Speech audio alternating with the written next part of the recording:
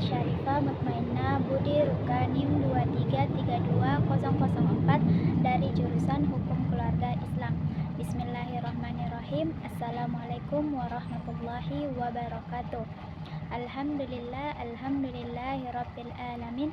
Wassalatu wassalamu ala asyrafil anbiya'i wal mursalin Sayyidina Muhammadin wa ala alihi wa sahbihi ajmain, amma ba'd.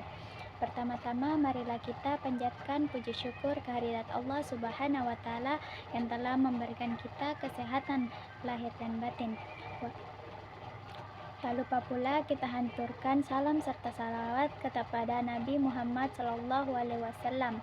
Karena jasa beliaulah kita dapat menikmati alam yang terang benderang seperti saat ini.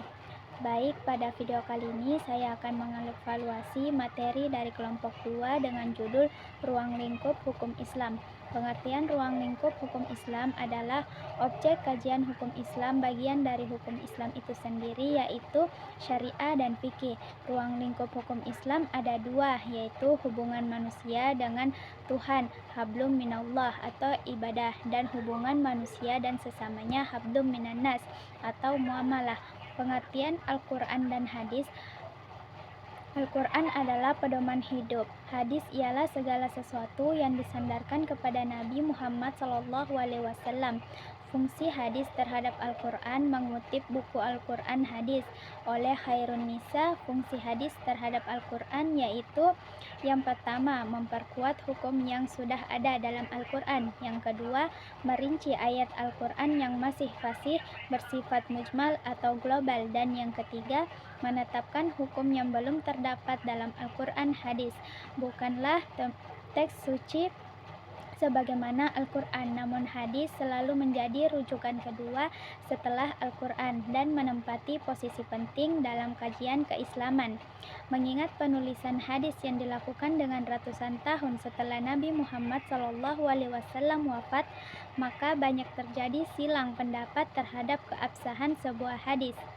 Ciri-ciri hukum Islam: pertama, bagian dan bersumber dari agama Islam. Kedua, mempunyai hubungan dengan akidah dan akhlak. Ketiga, mempunyai istilah kunci syariah dan fikih. Keempat, terdiri dari dua bidang utama, ibadah dan muamalah. Kelima, strukturnya berlapis. Keenam, dibagi menjadi hukum taklifi dan wadlihi. Ketujuh, sifat universal. Delapan, menghormati martabat manusia serta memelihara kemuliaan manusia dan manusia keseluruhan. 9. Pelaksanaannya dalam praktik digerakkan oleh iman dan akhlak. Tujuan hukum Islam. Tujuan hukum Islam secara umum adalah mencegah terjadinya kerusakan dan mendatangkan kemaslahatan. Abu Ishaq As-Satibi merumuskan 5 tujuan hukum Islam. Yang pertama, memelihara agama. Kedua, memelihara jiwa. Ketiga, memelihara akal tempat. Keempat, memelihara keturunan. Kelima, memelihara harta. Kajian dalam sejarah turunnya Al-Quran. Sejarah turunnya Al-Quran dimulai ketika Nabi Muhammad SAW berusia 40 tahun pada 610 Masehi. Pada saat itu Nabi Muhammad berada di Gua Hira, didatangi oleh malaikat Jibril yang memberikan wahyu pertama kepada Nabi Muhammad. Ayat yang pertama kali diturunkan adalah surah Al-Alaq ayat 1-5. Kajian hukum-hukum di dalam Al-Quran dan hadis.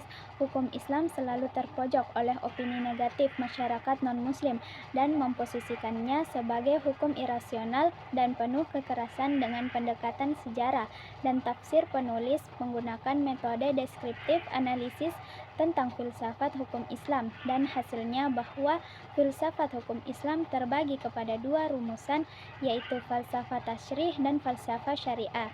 Itulah evaluasi yang dapat saya sampaikan pada materi kelompok 2. Selanjutnya, saya akan membahas tentang pendapat Al-Quran, hadis, ulama, dan pendapat saya sendiri tentang cerai talak dan cerai gugat. Perbedaan cerai gugat dan cerai talak. Permohonan cerai talak merupakan perceraian yang diajukan oleh suami, sementara gugatan perceraian yang diajukan oleh istri disebut cerai gugat. Hidup berumah tangga tidak selamanya akan berjalan mulus. Terkadang ada masalah-masalah yang timbul menyebabkan kebencian seorang suami kepada istrinya atau sebaliknya, sehingga memunculkan perkataan yang tidak seharusnya, mengata-ngatai, bersumpah yang bukan-bukan, dan diantaranya bersumpah untuk tidak menggauli pasangannya. Bagaimanakah Islam mengatur dalam masalah yang satu ini?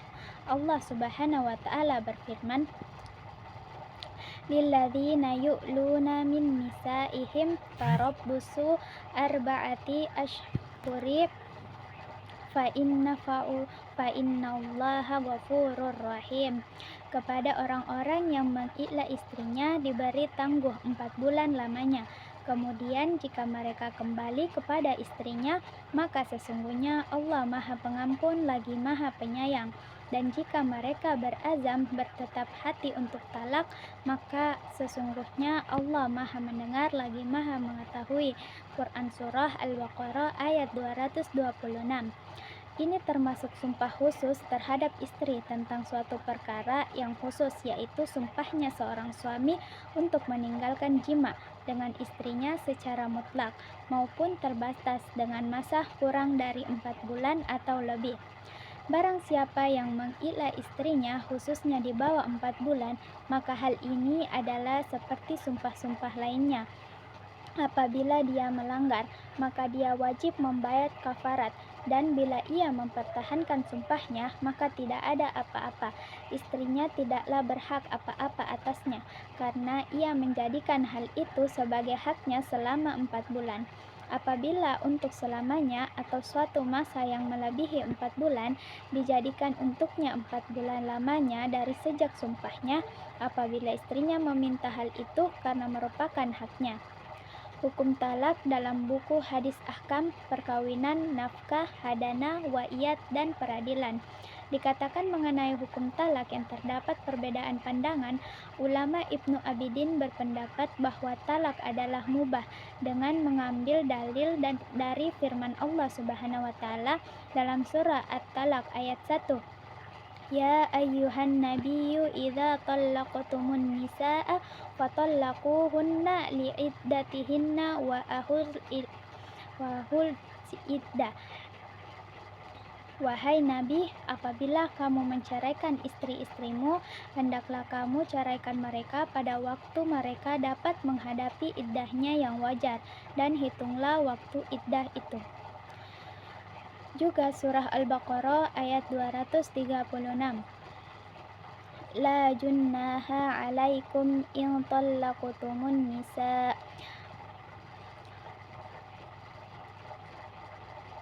Yang artinya, tidak ada dosa bagimu untuk tidak membayar mahar jika kamu menceraikan istri-istrimu. Mazhab Hanafi dan Hambali menyatakan bahwa talak merupakan perbuatan yang seharusnya dihindari, kecuali ada penyebab yang mengharuskannya. Dalil yang dijadikan landasan adalah hadis Nabi Shallallahu Alaihi Wasallam. Allah melaknat orang yang tukang mencicipi dan mentalak. Talak berarti tidak bersyukur atas nikmat yang diberikan Allah Subhanahu wa Ta'ala, yang mana pernikahan merupakan suatu nikmat darinya. Ulama mazhab Syafi'i dan Maliki mengemukakan hukum talak yaitu jaiz atau boleh, tetapi lebih baik dihindari. Kebanyakan dari para ulama salaf mengatakan tidak boleh khulu kecuali dalam kejadian syikak atau nusyuz. Syikak adalah perselisihan antara suami dan istri yang meruncing tidak dapat diselesaikan dengan baik. Allah mensyariatkan agar adanya perdamaian baik hakim atau pihak dari ketiga dari keluarga. Pada intinya, hanya suami istrilah yang mengetahui latar belakang dari persoalan. Ibnu Katsir merincinya. Pertama, jika nusyuz itu terjadi pada pihak suami, dan yang kedua terjadi di pihak istri, Allah berfirman dalam Al-Quran surah An-Nisa ayat 35, dan jika kamu khawatirkan pada ada persengketaan antara keduanya, maka kirimkanlah seorang hakim, seorang dari keluarga laki-laki dan perempuan. Para fuqaha mengatakan bila persengketaan terjadi di antara keduanya, maka hakim harus memeriksanya dengan teliti agar keduanya bisa damai kembali. Dan jika sulit untuk dipecahkan, maka hakam telah melakukan apa yang dianggap baik bagi keduanya. Maka solusinya adalah perceraian atau perdamaian. Maka Allah akan memberikan taufik sebagaimana dengan firman Allah dalam Al-Quran surah An-Nisa, yang artinya jika keduanya bermaksud menjadi hakim, maka Allah akan memberikan taufik kepadanya. Ali bin Abi Thalib Talhala meriwayatkan dari Ibnu Abbas, katanya Allah memerintahkan agar mengirimkan satu orang lelaki soleh dari pihak suami dan satu orang lelaki soleh dari pihak perempuan, agar tahu dan terbukti kesalahan pada pihak suami dan istri. Pendapat ulama mengenai cerai talak. Talak pertama adalah ketika seorang suami mengucapkan kepada istrinya, engkau aku cerai, engkau aku talak, atau engkau bukan lagi istriku, itu dengan bahasa yang jelas, maka jatuh talak. Bercanda ataupun serius, dan itu sudah jatuh talak satu. Kemudian yang kedua adalah kinayah. Bahasa kinayah itu bahasa kiasan, atau ketika talak itu dengan bahasa kiasan, maka dikembalikan kepada orang yang mengucapkan, dan dia diwajib jujur karena berkaitan dengan halal atau haramnya hubungan berikutnya. Kiasan seperti itu, kamu aku pulangkan ke rumah orang tuamu. Kalau diniatkan yang mengucapkan niatnya cerai, maka jatuh cerai. Tapi kalau aku pulangkan kamu ke rumah ibumu seperti untuk istirahat supaya kamu bisa berpikir lebih jernih, itu tidak jatuh dalam setelah talak pertama. Jatuh engkau saya cerai, maka saat itu istri tidak boleh keluar pergi meninggalkan rumah suaminya sampai masa iddahnya selesai. Masa iddah akan selesai ketika 3 kali masa suci selesai. Sebelum masa iddah selesai, maka mereka bisa rujuk sampai nikah ulang. Cukup dengan mengucapkan aku merujukmu, aku kembali padamu, atau langsung hubungan suami istri otomatis telah rujuk. Tapi apabila masa iddahnya sudah selesai dan istri tidak dirujuk oleh suaminya, lantas suami menginginkan kembali kepada istrinya, maka diwajibkan membangun akad yang baru. Pendapat ulama tentang cerai gugat, jika ingin menggugat harus melalui peradilan agama, karena nuzul itu kapan diperbolehkan dan ada syarat-syaratnya. Orang itu mengajukan gugat itu boleh, tapi nanti kalau memenuhi syaratnya. Kalau dia tidak memenuhi syarat, tidak ada masalah. Kenapa dia meminta cerai? Maka baunya surga pun tidak akan dicium oleh wanita-wanita yang menggugat cerai kepada suaminya tanpa ada alasan dibenarkan. Alasannya biasanya ada 3. Yang pertama, tidak terpenuhinya nafkah batin. Yang kedua, tidak terpenuhinya nafkah lahir.